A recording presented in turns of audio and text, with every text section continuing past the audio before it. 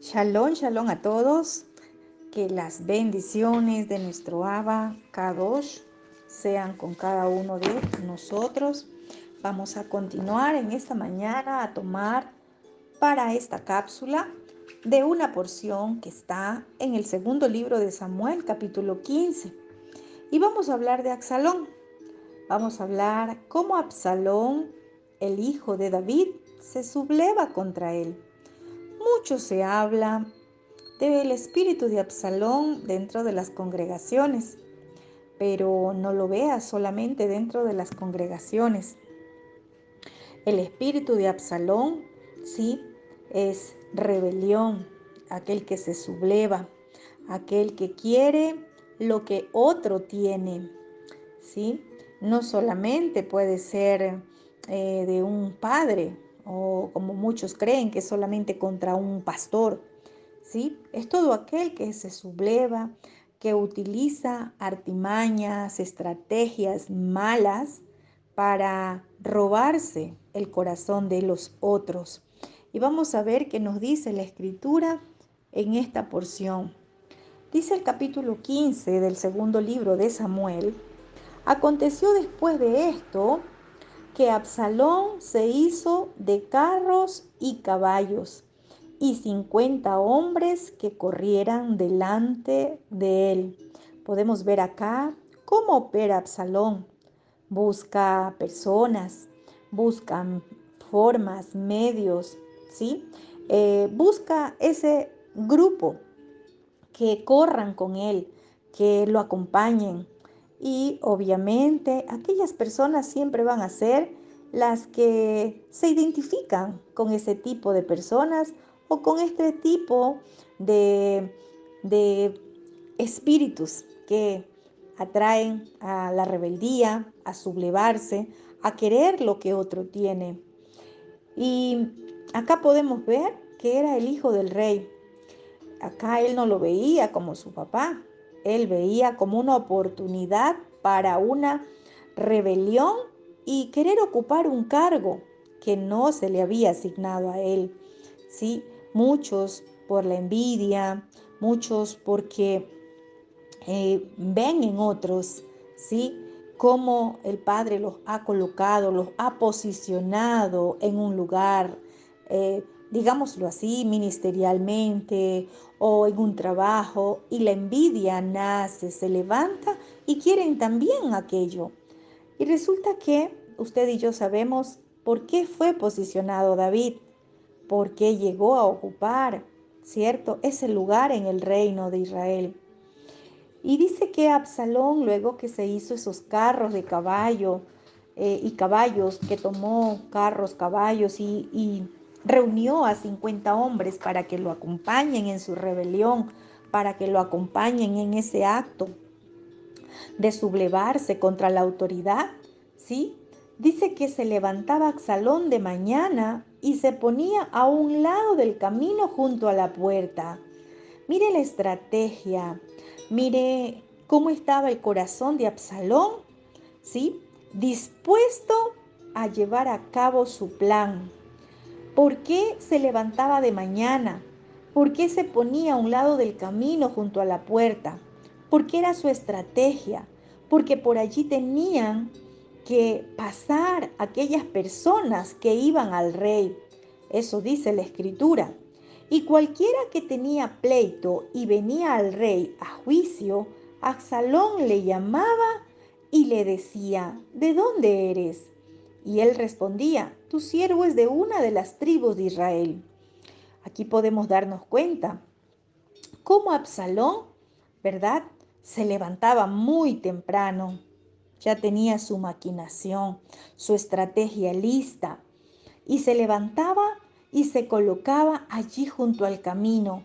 Se adelantaba para que estas personas que iban donde el rey, que iban para que el rey resuelva, ¿sí?, algún conflicto que tenían, Absalón los encontraba primero, porque él ya estaba junto al camino, él ya estaba allí, al lado, en la puerta, como dice acá, junto a la puerta.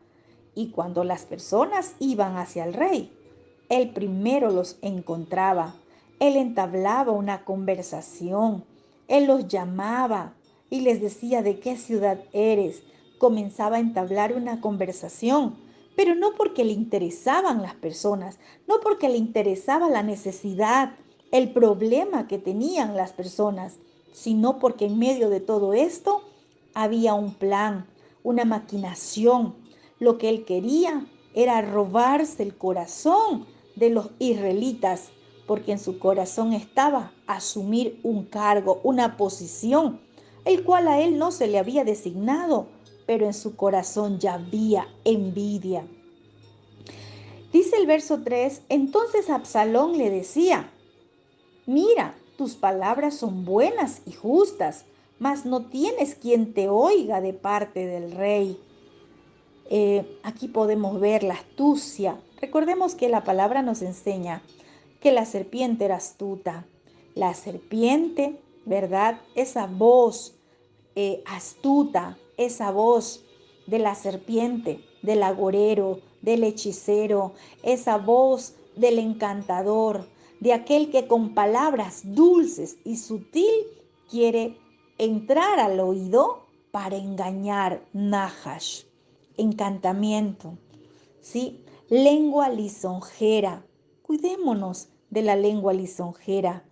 No todo lo que parece es bueno. Que el Padre nos dé discernimiento. Muchos llegan a tu vida, ¿sí? Porque tienes una necesidad y quieren ayudarte en la necesidad, pero detrás de todo esto puede estar la serpiente. Dice que Absalón, cuando les decían ellos, somos de una de las tribus de Israel, él les decía, tus palabras son buenas y justas, pero no tienes quien te oiga. Voy a parafrasear, tienes necesidad, pero no tienes quien te ayude.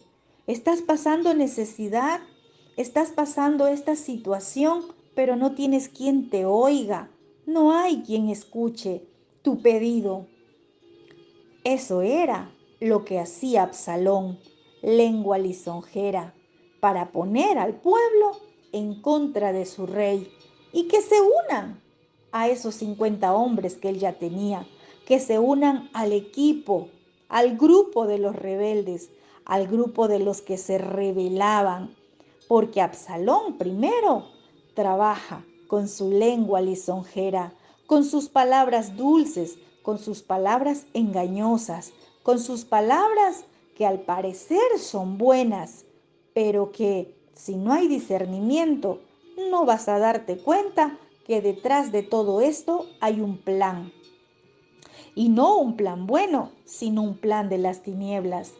Y decía Absalón, ¿quién me pusiera por juez en la tierra para que vinieran a mí todos los que tienen pleito o negocio, que yo les haría justicia?